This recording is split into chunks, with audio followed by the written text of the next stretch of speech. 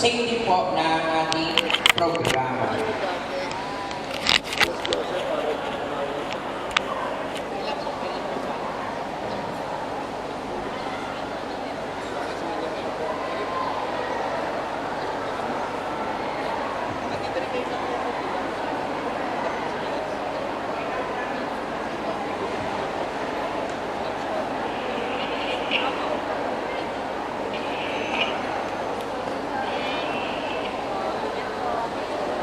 Nakita tayo next.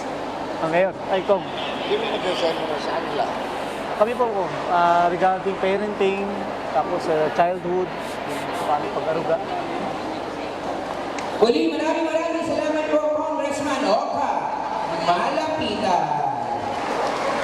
At ang number 1 konsihal ng Caloocan, Vincent Itik Malapitan, Ano and gusto mo? Councilor Magpapamigay tayo Alex ng photo Caral. mamaya na after mo na. Pwede na. Pwede na, Panghabang. Ayan, mamaya po sa end po ng ating, bago tayo magtapos, ako po bilang Child Protection Advocate, ako po ay may personal na may share po sa inyo bilang tulong para sa inyong mga anak dahil kami po ay nandito po nakakilala at nakikita ang kilos at galaw ng inyong mga anak. But before that, proceed na po tayo sa ating last speaker for today. Our next speaker is also a proud Batang Kangkalu. He is teaching for almost 2 decades and a seasoned professor of various educational tertiary institutions like City of Malabon University, Ay, si Mayor nga pala darating. AMA University, and University of Caloocan City as associate professor. He has a bachelor's degree, major in economics, master's degree in public administration, and doctorate degree of doctor in public administration.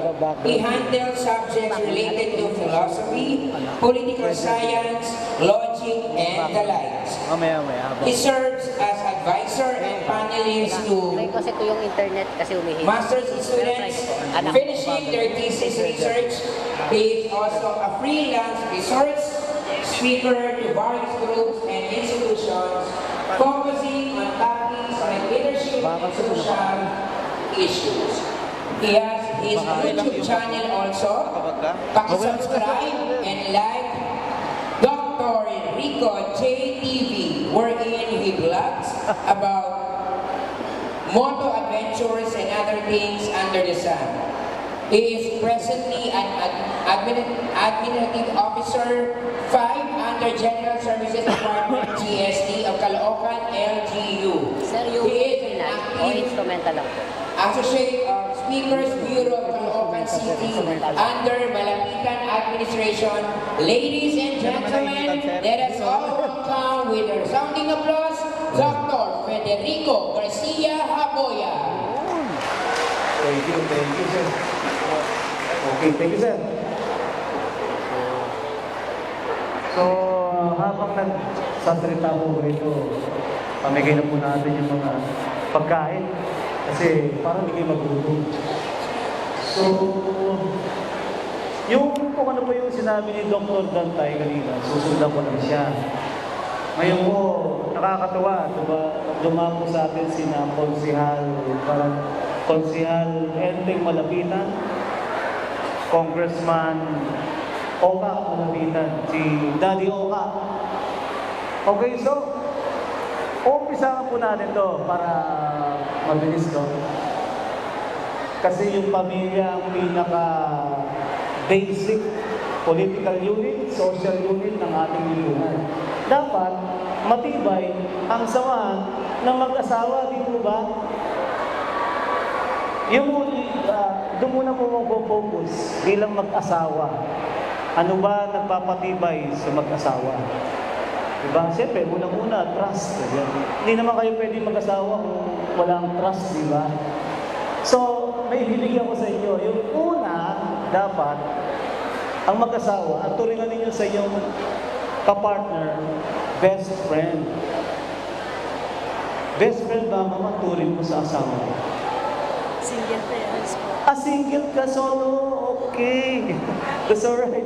Okay, mamaya itatakot din po natin regarding sa other parent, no? So, mga best friend ba ang turing mo sa asawa mo? Ah, wala, sorry. Okay, so, teka. Puro parent na, di ba? Mga parent, di ba? Okay. So, ano lang siya? Proxy. Okay. So, dito tayo. Baka maka-tempo na tayo dito. Yung una sinasabi ko, dapat ang turing mo sa asawa mo best friend. Kung sa trabaho mo may best friend ka, dapat hindi yun ang pinaka-best friend mo. Di ba? Dapat ang the best friend mo, yung asawa mo. Alright? Para alam niya kung ano yung nangyayari doon sa trabaho. Sinasabi sa'yo, hindi yung iba pinagsasabihan, di ba? Di ba, ma'am?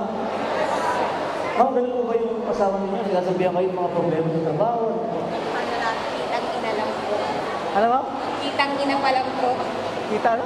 Kitang-ina. Kitang ina? ano yung kitang ina? Tita pa lang po. Ah, tita, ang galing ko talaga. Lagi, pag nagtatanong ako, napupunta ako sa mga wala pang ano, no? Alright, so, tapos sigurado to, tatanungin ko. Kayong mag-asawa po ba, ang turingin yung sarili ninyo, best friend? Ma'am? Opo.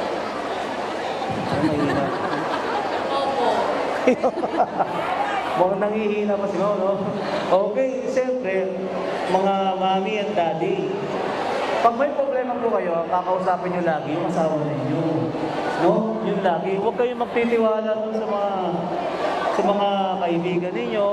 Ang lagi ninyong kakausapin, wala na, ay yung inyong asawa. Alright? Sila dapat. At pangalawa, siyempre, pag matibay niya, ang turingan ninyo mag-asawa is best friend na. Diba? Napakaganda. Ang turingan ninyo pag best friend. Ang pangalawang susunod dyan, mag-asawa, mami at daddy, dapat alagaan niyo yung sarili niyo. Alright? Ma'am, inaalagaan niyo ba sarili niyo? Yes po. Yes, ma'am. Hello. Wala na. Hello. So, inaalagaan niyo sarili, di ba? Wala na battery. Inaalagaan ni ma'am yung sarili niya. Ma'am, sa paano paraan? Paano pa pag-alaga? Ano po, pag sa bahay ko, Hello? hindi lang po yung sarili ko kundi asawa ko. Yeah. Siyempre, alagaan mo yung sarili mo. Hindi lang sa pagpapaganda. Di ba marami sa mga TikTok, Shopee, di ba? Pampakinis ng mukha, pampaputi, etc. Huwag nyo, hindi porke nagkasawa kayo, yung katawan ninyo, losyang na. Di ba? Dapat hindi nyo lolosyakin. Di ba? Dapat magpapakinis kayo. Meron ng mga murang nabibili dyan, di ba? Sa TikTok, sa Shopee. Mga mumurahin, paano lang, 100 pesos. 3 items, 100 pesos, di ba? Huwag nyo gagawin losyang. Aalagaan yung sarili ninyo. Kahit may asawa na kayo, kahit isang na anak nyo, kahit isang dosena na anak nyo, alagaan yung sarili ninyo. Dapat ang mga itsura nyo, mga kamukha pa na Ivana Alawi. Go. Okay. So, yun yung pangalawa. No? Ano yung una? Yung una dapat, best friend ang turingan ninyo. Pangalawa, ano? Alagaan ninyo yung sarili ninyo. Alright? So, ano yung pangatlo sa tingin ninyo? Aside from those. Ha? May nakakaisip ba mo ano yung pangatlo? Dapat, kasi panguli natin yan, guys. So, dapat, yung pangatlo natin, ilalambing ninyo yung asawa ninyo. Yan. May naglalambing ba rito sa asawa niya? Ma'am, ilalambing niyo ba yung asawa niya? Hindi, narinig ba? Ano? Siyempre naman. Lalambingin niyo yung asawa. Alam niyo kasi, kaya ako sinasabi to, doon sa mag-asawa, nag-uumpisa yung matibay ng pamilya. Tapos sa anak ninyo, siyempre kung nagmamahalan kayong mag-asawa, yung anak ninyo masaya. Di mo ba? Siyempre natutuwa yung anak ninyo, yung anak nyo kasi nakikita kayo nagmamahalan. Then after yan, yung panghuli niyan, after yan, magiging isa kayong team. Isang magandang team na kayo, talaga meron na kayong teamwork. Aayos yung pamilya ninyo. Tatandaan yung sinasabi ko sa inyo. Yung dapat ang turingan ninyo best friend. Yung pangalawa, alagaan yung sarili. Yung pangatlo, dapat ay merong intimacy, yung lambingan. Yung pang-apat, isa na kayong team. Ngayon, maganda na, nabuo na yung magulang. Ang susunod naman, doon sa anak ninyo, the parent towards your child. Una gagawin ninyo guys, dapat meron kayong self-control. No? Meron kayong what they call that self-control. Aalagaan ninyo yung sarili ninyo para sa inyong mga anak. Aalagaan ninyo. Kasi actually ako, wala naman sila dyan. Mayroon akong katrabaho, no? May katrabaho ako. Nanganak siya siguro last 2 months, no? Nanganak siya. Pagkatapos, kausap ko lang siya. For example, kausap ko siya ngayon. Kinabukasan, namatay bigla. Nanay yun ha. So, naiwanan niya yung mga anak niya. So, ang binabagit ko rito guys, dapat minamahal niyo yung sarili ninyo. Huwag kayong, yung mga mami, daddy, iwasan yung pagsisigarilyo, pag-inom ng alak, no? Huwag kayong magpupuyat, no? Yung puyat, di ba kamukha ni Mercy Sunod? Yung vocalist ng Aegis na matay. Meron na siyang breast cancer, meron pa siyang lung cancer. Pero may anak siya eh. Dapat, kung mahalin yung anak niyo, ingatan yung sarili niyo. Yun yung pinakauna. Pangalawa, no? Acceptance. Doon sa anak ninyo. Kung ano yung kaya ng anak ninyo, i-accept ninyo. Do not expect, no? Na mas mataas pa. Alright? Huwag kayong mag-expect ng mas mataas pa para sa anak ninyo. Kung ano yung kaya ng anak ninyo, yun lang. O yun na ka, kailangan next grading, top 1 ka. Anak, dapat pagkatapos itong year na to, dapat ano ka, valedictorian ka. No, you are setting goal doon sa anak niyo. Wag, bayahan niyo na siya.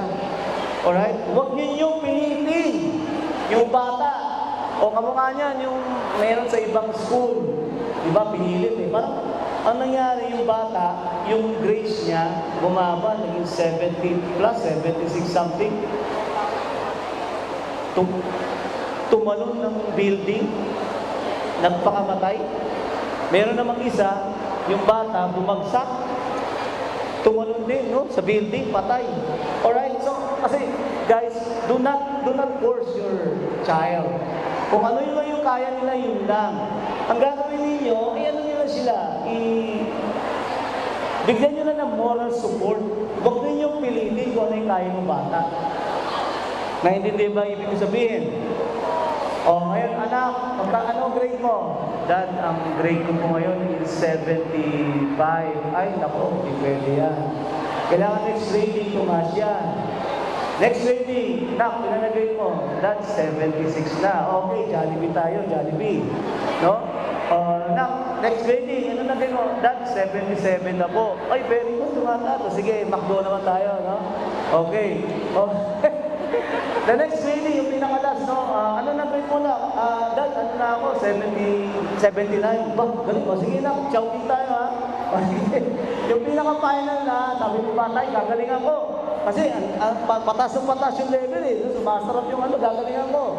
Ito na, yung anak ninyo, yung pinaka-final grade niya, naging 85. So, nag-expect yung bata. Okay, Dad, alam mo na. Sige na, pagdating mo, punta mo sa kanya, dinala mo siya sa... dinala mo na lang siya sa... Venice, Lugawan. Daddy, patito mo ko na, Venice, Lugawan. Anak, alam mo naman. Ipapaliwanag ninyo. Anak, gumanda ang grade mo, no problem, talagang tumaas, no? Pero syempre, hindi lahat ng oras, ang mami, ipapaliwanag yun na maganda. Ang mami at daddy, may pera. Matututo rin tayo magtipid, di ba? Magtipid, anak. Okay, papaliwanag sa inyo kung ano yun, no? So yun, acceptance, ha? Yung muna self-control sa inyo, then yung acceptance nyo sa anak ninyo. Huwag nyo pipilitin yung anak nyo, anak, kailangan maging first honor ka. Pag hindi, puputusan kita. Huwag ganun, ha?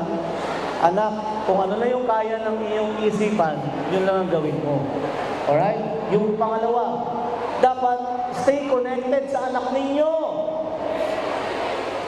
Baka mamaya yung anak ninyo pagdating na sa bahay, Mami, Daddy, gusto na? Tak, iwan ng bag, sabay labas, laro. Dapat kakausapin ninyo yung anak ninyo. Anak, kamusta ba sa school? Ano ba nangyari? Nabato ka ba ng eraser? Ano mga ganun, di ba? Ano ba nangyari? Naging makulit ka ba? Okay? So, stay connected. Ayun ang pinaka-importante, guys. To stay connected with your children. Kailangan nakakonekta, yun ang pinaka-importante. Pinaliwanag ko na kanina yung parent. Ngayon naman sa children nyo, dapat stay connected always. Kung ano yung napapansin yung kakaiba sa anak ninyo, dapat tanungin nyo na. Alright? Minsan tahimik yan, bigla na lang tutululuha, di ba? Anak, bakit? Ano ba nangyari? Kausapin nyo. No? Baka mamaya, ngayon may batas tayo sa Anti-Bullying Act of 2013. Di ba? Baka nabubuli. Kaya sabi ko sa inyo, dapat stay connected with your children. Alright? Naiintindihan ba? O, sige. Yung next, kumain kayo dyan, ha? Meron na po lahat po? Meron na, ma'am? Bigay-bigay pa lang. Okay. So, ano yung una kanina sinabi ko, ma'am? Kung natatandaan ninyo, ano yung una, ma'am? Ano? Self-control. Next. Hindi na matanda, ma'am? Ano, ma'am? Ano, ma'am? Acceptance. Acceptance. Yung susunod? Ano yung susunod, ma'am? Matalino susunod, lagi susunod. Ano? Stay connected. Stay connected. Alright. Yung panghuli, guys, role model. Yung mga magulang natin, kayo ang magiging role model ng anak natin. Kayo ang kanilang titignan ng mataas. Kaya dapat, kung ano yung ginagawa ninyo hindi maganda, iwasan na ninyo yan. Hindi nakakaganda sa bata yan. Yung umiinom kayo sa tapat ng bahay ninyo, bibili kayo ng sigarilyo, kasama niyo yung anak ninyo. Alright, so, utusan mo yung anak mo, runner. Runner ng ano? Runner ng sigarilyo. Anak, pili mo nga ako dito ng dalawang Marlboro Light. Wag, ganun, alright? Bigyan nyo ng pagpapahalaga yung anak ninyo. Yung tamang trato sa anak. Alright? Ngayon, pupunta tayo dito. Kasi ganito yung guys eh. Ang ating lipunan, nagbabanggaan sa batas ng tao at sa batas ng Diyos. Ipinagbabawal mo yung natawag nating corporal punishment, yung pamamalo, di ba? Yung corporal punishment ng ating batas dito sa Pilipinas. Unang-una nagbabawal dyan yung revised penal code. Pinagbabawal yan, yung corporal punishment. Then, yung 2002, nandyan yung rules on juvenile conflicts in law. 2002. Yung sumunod dyan, pinagbabawal din yung corporal punishment sa Juvenile Welfare Act of 2006. Kaya nga, nagkaroon tayo ng Anti-Bullying Act, no? For 2013, 10627, para maiwasan yung mga pang-abuso sa mga bata. Ganito yan. Pag sinabi bang, halimbawa, paluin yung anak mo, paluin ng isang pamatpat lang ipapalo sa anak mo, anong mangyayari? Is that punishable by law? Paluin mo na siya ng ganyang kanipis lang. Paluin mo yung bata. Kasi binatukan yung kaklase niya. Ang pasin mo lang. Nabalitaan mo, nanay ka, nak, binatukan mo yung classmate ko, papaluin kita. Ganyan lang ka ng pamatpat. Okay, so, ngayon, isang senaryo pa. Oh, wait, guys, teka lang. Alright, so, ayan na, bakit na yung ating pinagkakatiwalaang lingkod bayan ng ating lungsod. O, pagdating po dyan sa may upuan, no? Sabay-sabay po tayo, tayo sa lumuwi natin ang Ama ng lungsod ng Caloocan, ang pinagkakatiwalaan lingkod bayan, Mayor Along Malapitan! Okay guys, Mayor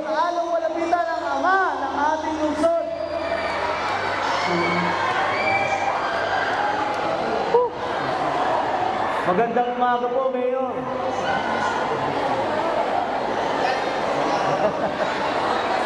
Okay guys, so swerte natin at dinanaw tayo dito ni Mayor Mayor Along Malapitan. Alright? Okay, so ngayon bago po natin ipagpatuloy ang ating pag-uusap, magbibigay ko sa atin ng isang mensahe ang ating bunihing Mayor Along Malapitan. Palakpakan po natin! Mayor Along Malapitan!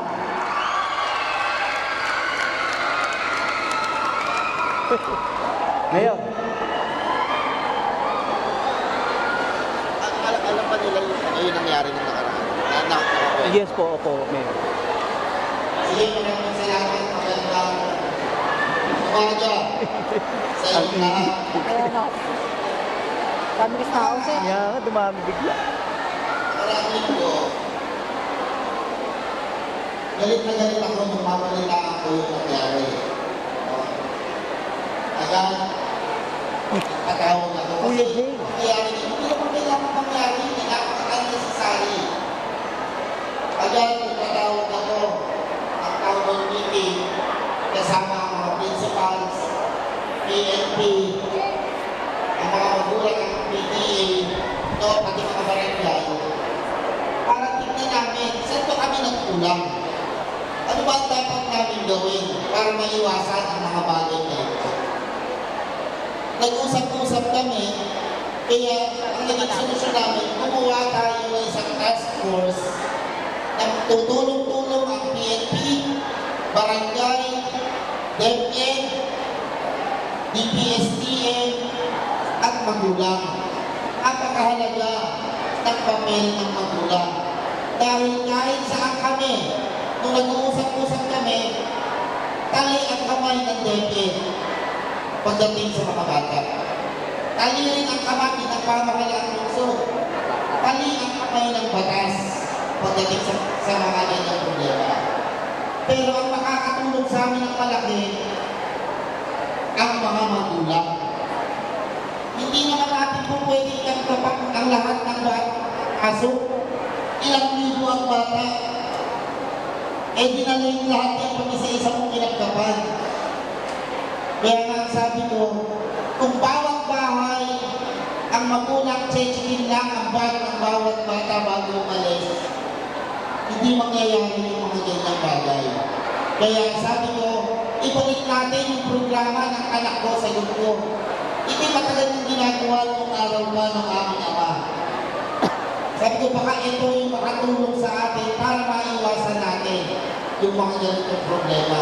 At ngayon, ang tuloy-tuloy yung programa ito, hangat namin ang mga magulang. Kasama kami, no, na magkatulong-tulong tayo.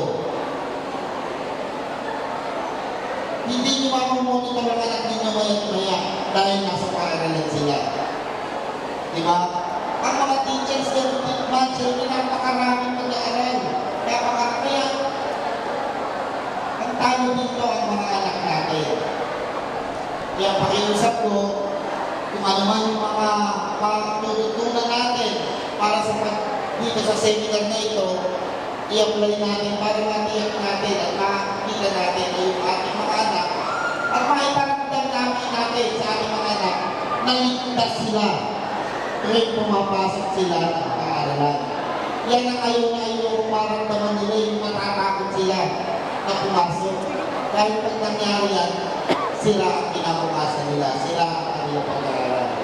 Kaya sana tulong-tulong po tayo at inaasak na magiging matagumpay itong ating kampanya para sa kaligtasan at kabutihan at sa kinatatagumpay ng buhay eskwela ng ating mga anak. So muli, sa inyong lahat, maraming salamat sa pag-participate ninyo sa seminar nito at makakaasa kayo patuloy kami magkatrabaho para tiyakin na ligtas ang mga bata sa ating mga paaralan. Maraming salamat.